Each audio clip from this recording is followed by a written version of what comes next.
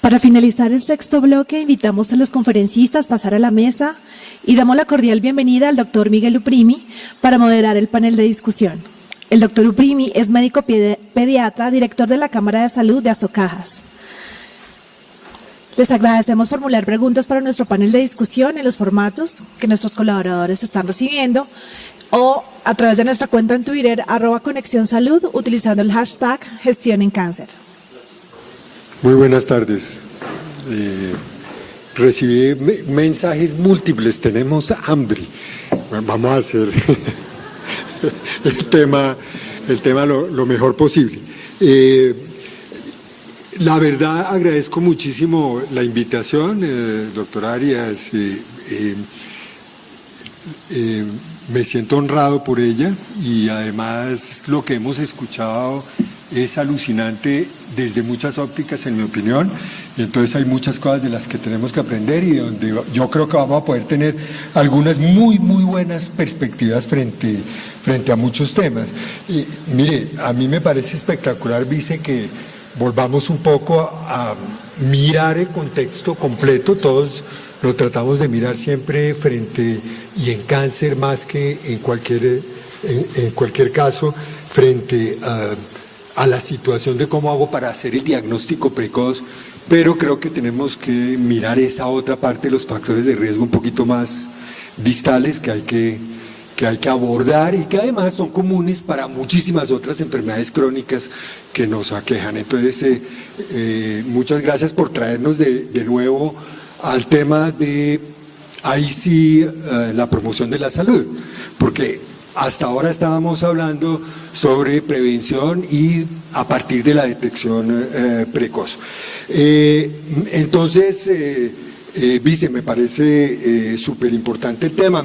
Yo aquí, unos temas que me dejaron aquí inquieto mientras estaba escuchando lo que, algunas cosas no las comprendí completas, entonces pues estoy tratando todavía de asimilar los temas, pero sí me parece súper importante, Vice, que hagamos ese esfuerzo de las rutas frente al cáncer, de las rutas y de los clics de las rutas, porque aquí todos hablamos hoy de coordinación en el tema. Y aquí la peor coordinación del tema nuestro sistema de salud, en mi opinión, está en los clics entre cada uno de los participantes. El ente territorial, que está a cargo de prácticamente la promoción de la salud, y el clic frente a la EPS. La EPS que es su eje central en la gestión del riesgo en salud dentro del ámbito de lo que le atañe, y el clic frente al prestador de servicios para poder organizarlo de manera adecuada, y adicionalmente un clic que lo tocaron un poco tangencialmente, pero que se desprendió de todas las presentaciones, que es lo que los españoles llaman la atención sociosanitaria o los cuidados, que es un tema que en nuestro país está abandonado. Entonces, en ese sentido, muchas gracias a todos por los temas. Yo quería hacer una primera, mientras miro aquí las preguntas que me han enviado, yo quería mirar el tema para todos, cuál es la óptica cuando todavía no se tienen esos sistemas de información predictivos frente a la autonomía y a la autorregulación en este tema que es central frente a la toma de decisión. Entonces, mientras a ver, Vice, si usted quiere o si alguno de ustedes quiere frente al tema. ¿Qué? Sí, bueno, yo para poner contexto lo que tú planteabas de las rutas, creo que definitivamente la ley estatutaria nos pone una meta muy específica: lograr la integralidad, y lograr la integralidad desde la promoción hasta la curación, la paliación y todo lo que ello implica. Esto requiere un poco cambiar el paradigma, y es un poco el planteamiento que estaba haciendo acá. Tenemos que cambiar el paradigma de esa visión puramente prestacionalista. Yo tuve la oportunidad hace 3 semanas de estar en un congreso de derecho sanitario. Recibí este planteamiento y generó un poco de escozor y me dio el feeling de lo que está, de cómo tenemos realmente determinado esa visión dentro del DNA del sistema. Incluso les planteaba el caso de una persona, caso de la vida real, de una persona de 95 años que le da un cáncer de testículo. Expectativa de vida con el menor de los tratamientos que le dieron fue mes y medio. Me llama esa persona angustiada. Cuando uno es viceministro y va a hacer mercado, todo el mundo le cae por alguna razón. Entonces me cayó una persona en el mercado y me dice que ya me conocía hace tiempo y me dice: oiga, tengo a mi papá, 95 años, cáncer de testículo, no le han dado la autorización para la unidad de cuidado intensivo, se la dieron esta mañana y no se la han dado todavía, ya son las 6 de la tarde, ayúdeme. Siempre la ayuda es el viernes a las 6 de la tarde, siempre es el tema que siempre surge. Yo le pregunto a esta persona, digo: ¿ustedes le han preguntado a su papá qué es lo que quiere? ¿Qué es lo que quiere? Si él quiere eso, si no lo quiere.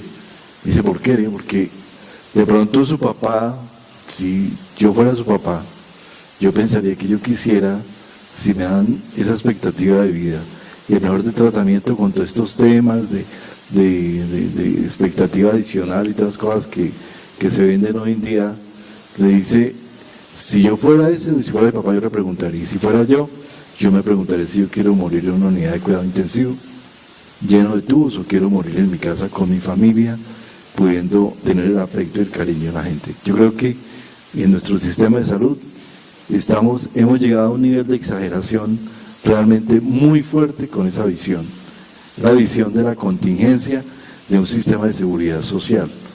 Y todo el mundo lo impulsa y todo el mundo lo presiona. Esto generó un poco de escozor dentro de ese foro de abogados muy determinado por consejeros de Estado, por magistrados auxiliares, pero yo me dije: tengo que tener la valentía de plantear este tema acá y de plantearlo de frente, porque es que creo que tenemos que hacer esa discusión, porque la legitimidad de nuestro sistema de salud está directamente determinada con lo que nosotros creemos, y yo creo que hasta ahora vamos por un camino que tiene algunos sesgos muy particulares. Entonces creo que ahí tenemos que plantearnos esas dudas, pero como ministerio evidentemente tenemos que proponer cuál es el instrumento técnico para hacerlo. Yo creo que la ruta de atención lo es.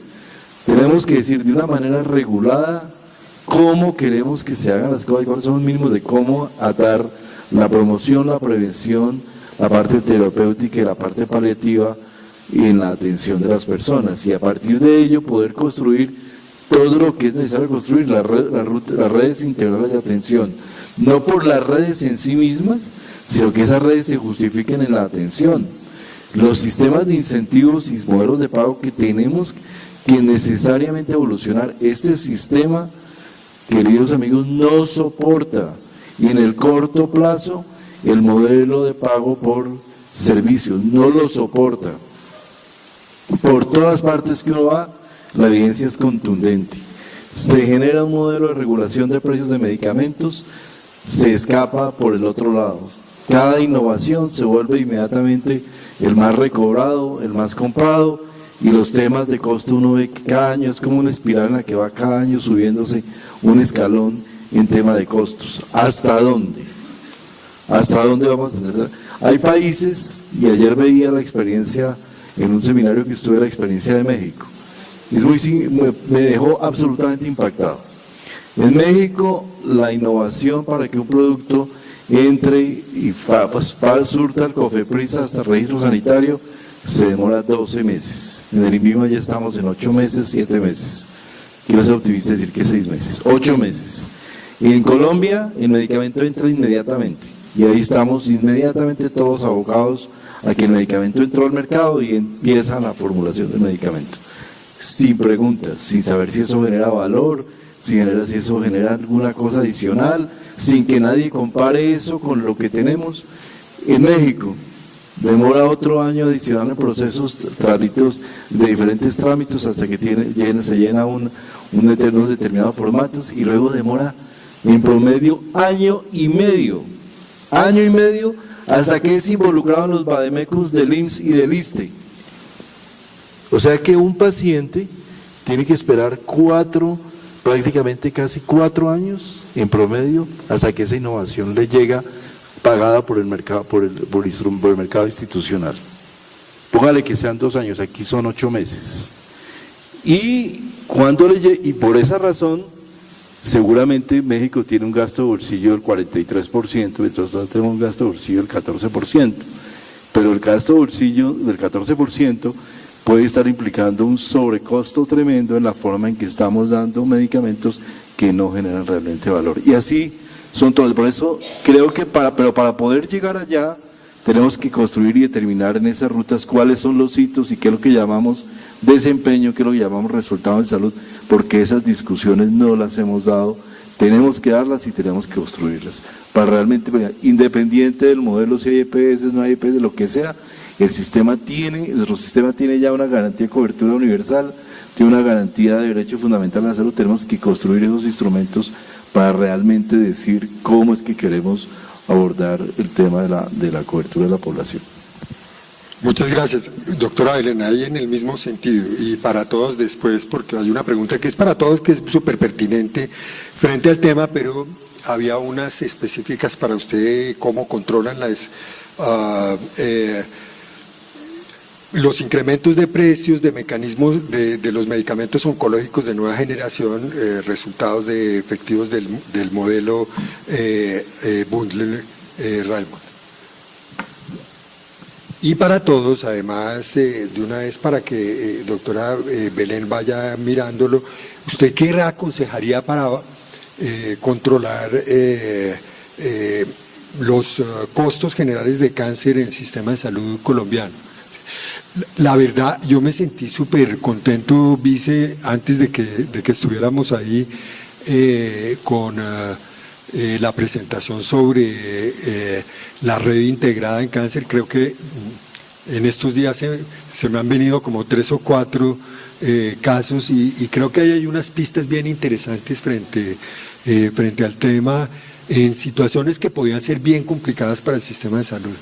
Yo la verdad yo no le vi nunca mucho futuro a la red integrada y hoy estamos empezando a ver resultados donde todos compartimos y donde todos estaríamos metidos ahí.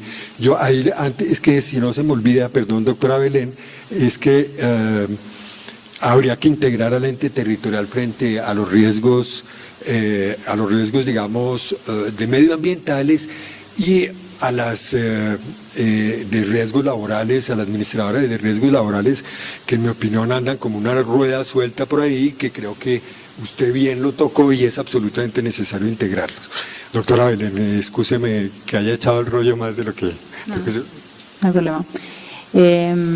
Con respecto a la pregunta de cómo regular el incremento de precio de los medicamentos, ¿es correcta la pregunta? ¿No? Sí. ¿Perdona? Sí. Y las entradas de nuevos fármacos. En ese sentido, hablando desde el punto de vista de Estados Unidos, la verdad es que no lo tiene nada solucionado. El mecanismo ahora mismo de acreditación y de regulación de nueva entrada de fármacos es en el momento que hay un nuevo fármaco, se evalúa por la FDA. Y de hecho, en el caso de oncología, que todas las targeted therapies y todas las terapias nuevas que están saliendo en oncología, tratamientos muy caros, de hecho la mayoría de las veces entran incluso en un track express de la FDA, que no tiene que esperar probablemente lo que suele ser 1 año, sino que muchas veces en 3 años el fármaco está en el mercado. En ese sentido, el FDA solo puede evaluar eficacia, pero no compara con otros medicamentos y de hecho y es más, no puede utilizar como variable en la ecuación el precio de las drogas. Y de hecho es inconstitucional ahora mismo en Estados Unidos que tanto la FDA como el gobierno americano tome ningún tipo de decisión con respecto a la disponibilidad de los diferentes agentes terapéuticos basado en coste.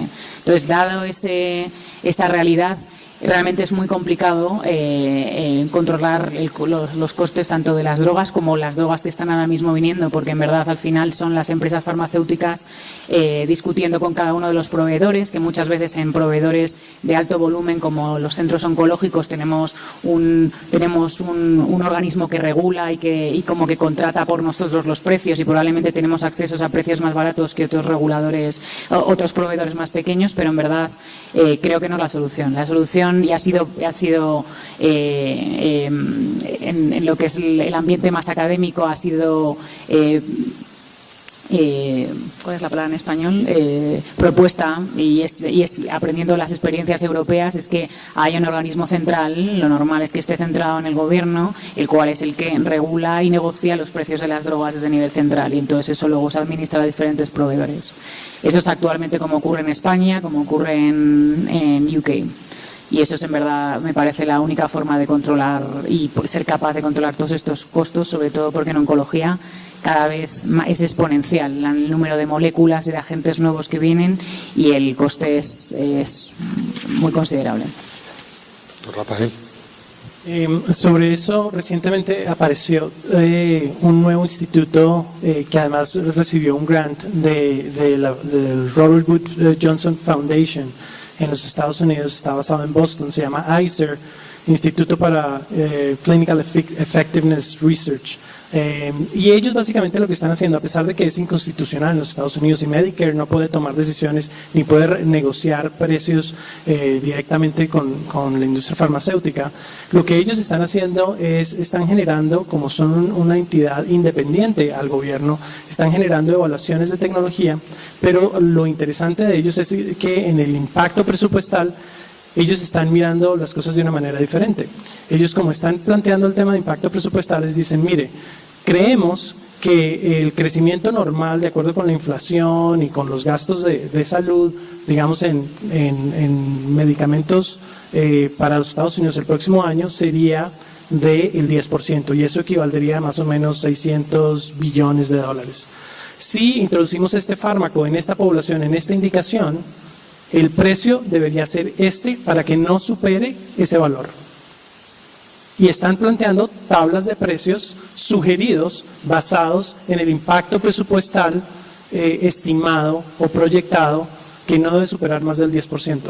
Y esto ha generado una revolución actual en los Estados Unidos, y no sabemos qué tanto los pagadores van a tomar esa información para empezar a negociar, pero es una aproximación diferente en ese sentido. Y eso en Estados Unidos es bien interesante en términos de regulación en el Estado. Aquí, para la entrada de medicamentos o para la regulación de otro orden, sobre todo cuando se nos vienen 2 años, el que sea por exclusión explícita, ¿tenemos como alguna pista todavía, Vice? No, tenemos todo el instrumental, por eso somos el patito feo en muchos escenarios de este tipo. Ustedes miran el artículo 70, 71 y 72 de la Plan de Desarrollo, allí están. Colombia tiene, el Ministerio de Salud, la posibilidad de dar un concepto sobre la patentabilidad. Segundo, el país puede hacer subastas que incluyen lo público y lo privado, compras centralizadas de medicamentos más que subastas. Sin embargo, eso es absolutamente importante para afrontar en el futuro todo el tema de estas nuevas enfermedades, nuevos tratamientos incluso de gran valor terapéutico, y tratamientos como la hepatitis C, que indudablemente vamos a estar en el escenario futuro, y en el cual el gobierno tiene que poder decir cómo compro. Si uno mira los valores de los precios de referencia que se imponen en el mercado colombiano en temas tan elementales como la tuberculosis, y una evaluación que nos hicieron nuestro programa de tuberculosis, nosotros pagamos aproximadamente el 600% más por los medicamentos de antiterapia, de antibióticos para tuberculosis resistente, de lo que pagan otros países de Latinoamérica. Simple y llanamente porque el gobierno tiene ya la capacidad centralizadamente de hacer negociaciones, y eso indudablemente hay que plantearlo. Y tenemos la potestad de fijar unilateralmente los precios.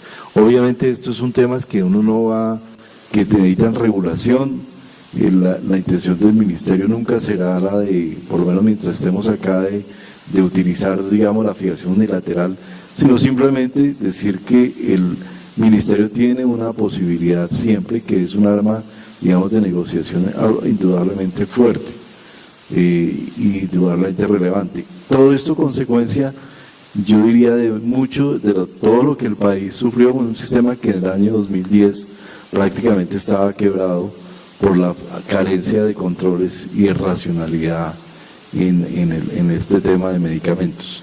Yo creo que estos temas regulatorios, lo planteaba en el World Health Summit de Miami, en Miami hace un mes, decía, quienes no tenemos, como en el caso de los Estados Unidos, 18% del PIB para pagar salud, sino solo tenemos $500, la industria y todos los que quieran de medicamentos, de dispositivos, tienen que entender que esas decisiones tienen que tomarse siempre en consideración con los valores terapéuticos agregados y con muchos factores que se van a necesariamente tener que introducir en el futuro del desarrollo de los sistemas de salud. Y Colombia indudablemente es líder en eso. Hemos sido líderes en todo el tema de biotecnológicos cuando uno ve otros países que están empezando apenas a insinuar y a pensar en una regulación de biotecnológicos. ¿Qué es lo que debemos hacer? Dice Chile, México, todos. Nosotros ya tenemos una vía planteada, nos dan muy duro en los escenarios internacionales, eso sí es indudable, especialmente Estados Unidos, Suiza, nos llaman, nos mandan cartas, y obviamente que uno entiende que detrás de esto hay intereses muy fuertes, pero realmente construir un sistema sostenible requiere necesariamente de un modelo regulatorio que sea efectivo y transparente. Esos son los dos criterios centrales. Transparencia primero, como se ha planteado lo de regulación de precios de medicamentos, donde todo el mundo, industria, todos pueden tener acceso a la información, pueden reproducir los cálculos que hemos hecho, pueden opinar y decir, ese cálculo no está bien hecho, y ese es el primer elemento, transparencia. Y el otro elemento es que la transparencia sea evidentemente efectiva y tenga fuerza para poder tomar decisiones que realmente nos soporten el sistema. Muy bien, aquí lo tienen lleno de preguntas. Básicamente hay varias que tienen que ver con sistemas de información que estábamos tocando. Colombia hemos estado echando el cuento de los sistemas de información desde hace rato y pues tenemos ya muchísima información frente al CISPRO y muchísima información que podemos sacar, pero la verdad los sistemas de información tenemos dificultades de sistemas de información y de integrar sistemas de información. En estas experiencias de las redes integradas frente al tema, el primer tema central es unificar sistemas de información. ¿En qué camino estamos en el tema de sistemas de información para que podamos tener una información un poco más finita frente a estos temas? Vice, ¿está usted el que le hace la pregunta? Yo. Sistema de información, creo que hemos avanzado mucho. Creo que la información poblacional, Colombia de hoy en día, a través del CISPRO, tiene unas variables y un conjunto de información bastante relevante. La información de vigilancia es muy buena. Creo que en algún momento tuvimos un paradigma de una historia clínica unificada. Nosotros ya salimos un poco de ese paradigma. Si ven en el plan de desarrollo, lo que se plantea es conjuntos mínimos de variables e interoperabilidad, interfaces entre los diferentes sistemas. Ya el país, en un modelo como el colombiano, donde hay tanta participación privada, han existido ya grandes inversiones en temas de información. Todo lo que necesitamos es que sean interoperabilidad, pero dentro de esa visión de modelo de atención sí hay unos conjuntos mínimos en los cuales necesitamos seguimiento nominal, y dentro de la visión de una EPS que tenga capacidad de hacer gestión de riesgo de sus poblaciones o de su población afiliada, por lo menos en enfermedades más claras, sí hay necesidad de desarrollar unos mínimos para el seguimiento de cohortes, para el seguimiento de pacientes y tener la trazabilidad del sistema. Necesitamos, además, lo quiero decir también, construir trazabilidad de la decisión médica.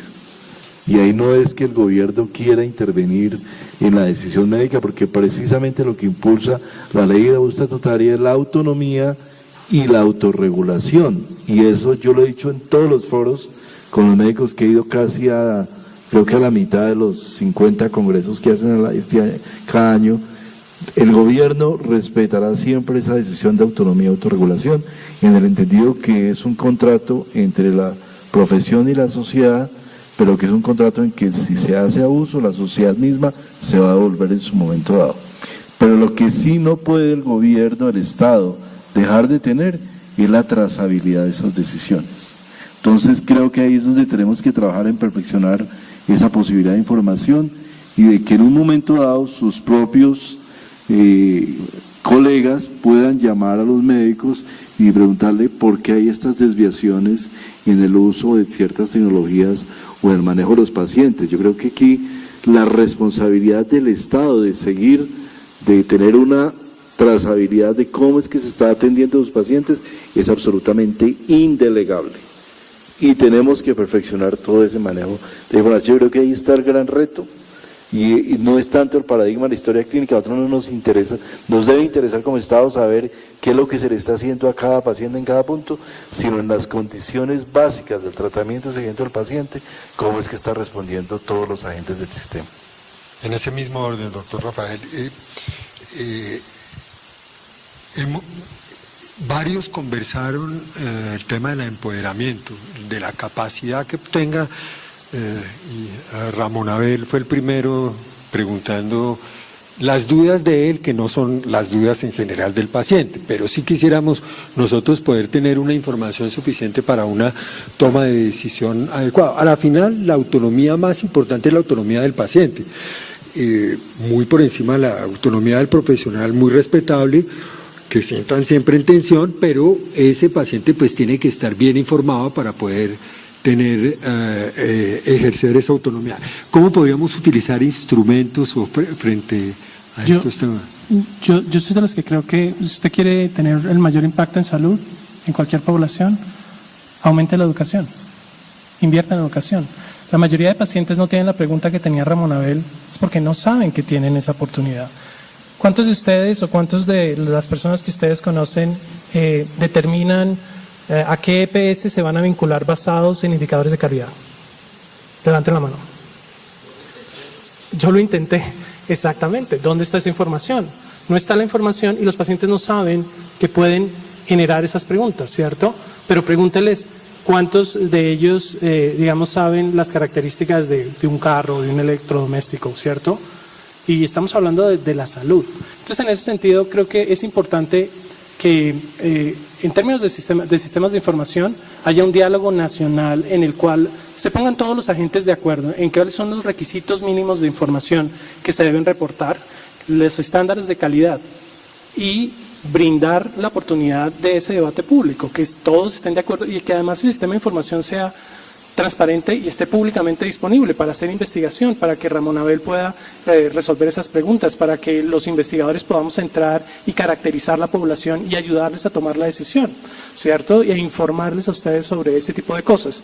El otro punto es que los incentivos están muy mal alineados. Un profesor mío decía que los médicos somos como gatos, y si usted quiere mover a un gato de un lado para otro, ¿usted qué hace? Es imposible convencerlos, son completamente independientes. Muévales la leche y el gato va a ir para donde usted quiera.